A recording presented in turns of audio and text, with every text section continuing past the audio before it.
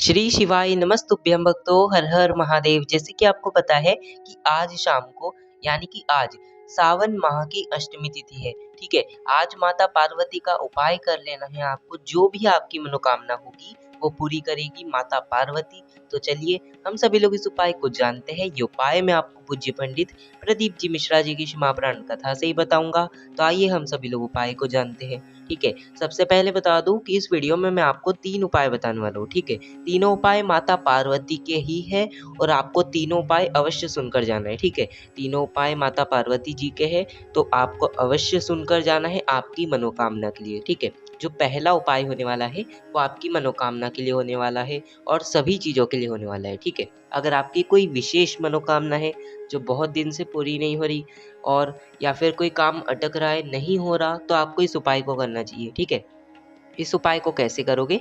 आपको ज़रूरत पड़ेगी चंदन की। ठीक है, चंदन को अच्छे से घस लेना। अगर आपके पास ऐसा लकड़ी वाला चंदन होगा तो उसे घसकर पाउडर फॉर्म में या लिक्विड फॉर्म में तैयार कर लेना। ठीक है, तैयार कर लोगे यानी कि चंदन घोलकर तैयार कर लेना। ठीक है, तैयार करने के बाद आपको एक बेलपत्र की ज़रूरत पड़ेगी। ठीक है, एक बेलपत्र लेना। जो बेलपत्र की पीछे वाली डंडी होती है ना, देखिए यहाँ पर मैंने सर्कल बनाया, इतनी डंडी को आपको तोड़ लेना है। ठीक है, थोड़ी सी डंडी बेलपत्र में ही रहने देना और थोड़ी सी डंडी उसमें से तोड़ लेना। ठीक है, तोड़ लोगे और आपने जो भी चंदन घस कर रखा हो, ठीक है, ऐसा ज़रूरी नहीं है कि मैंने आपको फोटो लाल दिखाई तो लाल चंदन ही होना। पीला चंदन भी ले सकते हो, लाल चंदन भी ले सकते हो, अष्टगंध भी ले सकते हो। ठीक है, तीनों में से कोई भी एक चंदन ले लेना, उसे घोलकर अच्छे से तैयार कर लेना। ठीक है, जो आपने डंडी तोड़ी उस डंडी को हमें चंदन में डुबाना है। ठीक है, डूट वाली साइड से चंदन में डुबाना और जो बेलपत्र है, बेलपत्र के ऊपर बिंदी को हमें लगाना है। ठीक है, मतलब आपने चंदन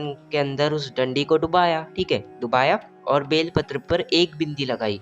तब हमें मंत्र का जाप करना है। कौन सा मंत्र? श्री शिवाय नमस्तुभ्यम या फिर ओम नमः शिवाय या फिर नमः शिवाय, तीनों में से कोई भी एक मंत्र हमें जप कर एक बिंदी को लगा देना है। ठीक है, दूसरी बिंदी भी ऐसे ही क्या करना है, फिर से उस डंडी को डुबाना है चंदन के अंदर, फिर लगा देना है दूसरी बिंदी। ठीक है, और जब भी आप बिंदी लगाओगे, ठीक है, हमें टोटल कितनी बिंदी लगानी है? 108। ठीक है, 108 बिंदी लगानी है। ठीक है, फिर से अच्छे से बता देता हूँ। देखिए, जो चंदन है उस चंदन के अंदर डंडी को डुबाना, बेलपत्र पर एक बिंदी लगाना और कोई भी एक मंत्र का जाप कर लेना। ठीक है, फिर डुबाना, फिर मंत्र का जाप करना, फिर डुबाना, फिर मंत्र का जाप करना और लगाते जाना। ठीक है, यानी कि हमको चंदन के अंदर डंडी को डुबाना है। ठीक है, चंदन के अंदर डंडी को डुबाना है और बेलपत्र के पत्ते पर एक बिंदी लगाकर एक मंत्र का जाप कर लेना है। ठीक है, ऐसे हर आपको हर बिंदियाँ लगाओगे ना, 108 बिंदी लगाओगे तो अलग अलग मंत्र का जाप मत करना, एक ही मंत्र का जाप करना। जैसे कि एक बेलपत्र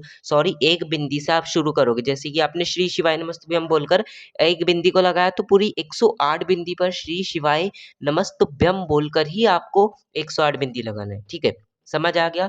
ऐसी 108 बिंदी वाली बेलपत्र आप तैयार कर लोगे। तैयार करने के बाद इस बेलपत्र को लेकर जाना है शंकर जी के मंदिर में। ठीक है, जाओगे, जाने के बाद माता अशोक सुंदरी जी के स्थान पर केवल छुआ कर, ठीक है, छुआ कर वापस उठा लेना।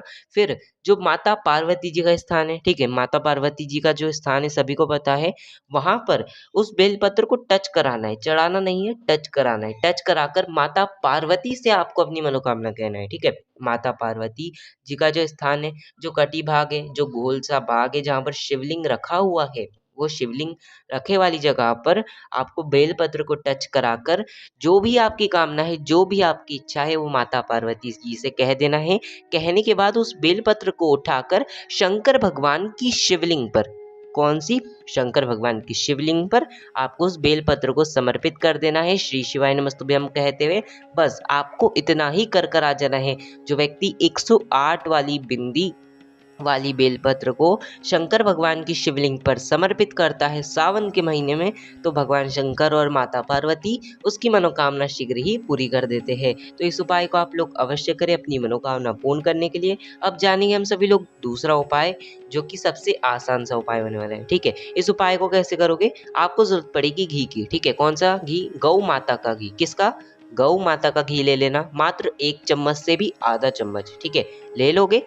लेने के बाद, ठीक है, अगर आप घी भी नहीं ले सकते ना, तो आपको क्या करना है? पंचामृत तैयार कर लेना है। ठीक है, पंचामृत आपको पता है उसमें क्या क्या होता है? दूध, दही, शहद, घी और शक्कर, ठीक है। घी भी उसमें गाय का ही घी लगेगा, ठीक है। देसी गाय का घी ले लेना, ठीक है। पंचामृत तैयार करना हो तो पंचामृत या फिर सिर्फ घी, ठीक है। मात्र आधे चम्मच से भी 1 चम्मच घी ले लेना, ठीक है। ले लोगे इस घी को या फिर पंचामृत को लेकर जाना शंकर जी के मंदिर में, साथ ही साथ 1 लोटा जल भी लेकर चले जाना, ठीक है। जाओगे, जाने के बाद शंकर भगवान के शिवलिंग पर सबसे पहले थोड़ा सा जल चढ़ा देना, चढ़ा दोगे और आपका जो फेस होना चाहिए वो उत्तर दिशा की ओर होना चाहिए, ठीक है। उत्तर दिशा की ओर मुख कर कर जल चढ़ाना, ठीक है। थोड़ा सा जल चढ़ाना, उसके बाद जो पंचामृत है या फिर घी है, सिर्फ अकेला घी है तो उस घी को शंकर भगवान की शिवलिंग पर चढ़ा देना, ठीक है। अगर पंचामृत है तो पंचामृत भी चढ़ा देना, ठीक है। घी आप देखोगे पंचामृत में तो थोड़ा थोड़ा ऊपर घी रहता ही है, तो उस घी को अपनी उंगलियों में ले लेना और जो माता पार्वती जी का स्थान है, जो कटी भाग है जहाँ शिवलिंग रखा है, वहां पर दोनों हाथों से, अपने जो दोनों हाथ है, दोनों हाथों से घी की उंगलियां फेरनी है और आपकी मनोकामना माता पार्वती जी से कहनी है, ठीक है। अगर आप सिंपल घी चढ़ाओगे, पंचामृत नहीं चढ़ाओगे, तो ऊपर से घी लेना और माता पार्वती जी के स्थान पर लगाना और लगाते समय अपनी मनोकामना कह देना, ठीक है। माता पार्वती से अपनी मनोकामना कहने के बाद फिर से जो थोड़ा सा जल बचा है वो चढ़ा दीजिए शिवलिंग पर, अच्छे से स्नान करा दीजिए। बस आपको इतना ही अपनी मनोकामना माता पार्वती जी से कहकर आ जाना है। जो व्यक्ति अष्टमी के दिन इस उपाय को कर लेता है, वो भी मंगलवार के दिन, तो उसकी मनोकामना शीघ्र ही पूरी हो जाती है। तो आप लोग आज के दिन इस उपाय को अवश्य करें, ठीक है। ये हो गया मनोकामना का। अब जानेंगे हम लोग सभी लोग तीसरा उपाय, वो भी मनोकामना के लिए, ठीक है। अगर आपकी भी कोई मनोकामना नहीं पूरी हो रही तो ये भी सबसे आसान उपाय है। मात्र इसमें क्या लगेगा, एक शमी पत्र, ठीक है। एक शमी पत्र लगेगा तीसरे वाले उपाय में और कुछ भी आपको लेने की जरूरत नहीं है, ठीक है। इस शमी पत्र को आपको लेकर जाना है शंकर जी के मंदिर में, ठीक है। जाओगे, जाने के बाद आप देखोगे शंकर भगवान का पूरा श्रृंगार हो गया होगा, तो आपको अगर शंकर भगवान की शिवलिंग पर जल वल चढ़ाना है, पंचामृत चढ़ाना है, जो भी चढ़ाना है चढ़ा देना, ठीक है। अच्छे से फूलों से श्रृंगार कर देना, चंदन लगा देना, अबीर गुलाल जो आपको चढ़ाना है चढ़ा देना। सब चढ़ जाए, ठीक है, सब आपकी पूरी पूजा हो जाए, उसके बाद मात्र एक शमी पत्र को आपको माता पार्वती जी के स्थान पर सबसे पहले आपका फेस उत्तर दिशा की ओर यानी कि नॉर्थ डायरेक्शन शंकर भगवान की शिवलिंग के जाकर पीछे बैठ जाना है। बैठोगे, बैठने के बाद एक शमी पत्र को माता पार्वती जी के स्थान पर केवल टच कराकर यानी कि वहीं पर समर्पित कर कर अपनी मनोकामना माता पार्वती जी से कहकर उसी शमी पत्र को उठाकर शंकर भगवान की शिवलिंग पर चढ़ाकर शंकर भगवान से अपनी मनोकामना को कहकर जो चढ़ा देता है उसकी मनोकामना शीघ्र ही माता पार्वती शंकर भगवान से कहकर पूर्ण करा देती है। तो आप लोग इन तीनों उपाय में से एक उपाय अवश्य करें। सबसे आसान जो आपको उपाय लगा हो वो कर सकते हो, ऐसा कोई जरूरी नहीं है तीनों उपाय भी करना है, नहीं, कोई भी एक उपाय आप लोग कर सकते हो, ठीक है। अपनी मनोकामना के लिए कोई भी एक उपाय अवश्य करना।